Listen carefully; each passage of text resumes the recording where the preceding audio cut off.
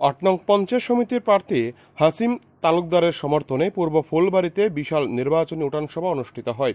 মূলত মহিলা মোর্চার উদ্যোগে এই উঠানসভার আয়োজন করা হয়েছে।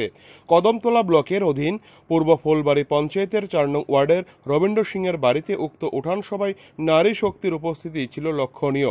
উক্ত সভায় উপস্থিত ছিলেন ৪ নং ওয়ার্ডের ২ বিজেপি প্রার্থী ও ৮ নং সমিতির প্রার্থী হাসিম তালুকদার, মহিলা মোর্চার কদমতলার মণ্ডল সদস্য জয়শ্রী সিংহ, বুথ সভাপতি প্রভারী সহ অন্যান্য নেতৃত্বরা।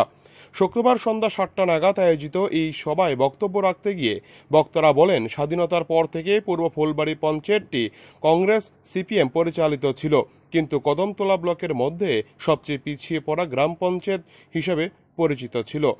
রাস্তাঘাটের যেমন বেহাল অবস্থা, তেমনি নেই বিশুদ্ধ পানীয় জলও। তাছাড়া পঞ্চায়েতের কোনো সুযোগ সুবিধা গ্রামবাসীদের ভাগ্যে জোটেনি বলে এদিন তীব্র আক্রমণ করেন কংগ্রেস ও সিপিএমকে।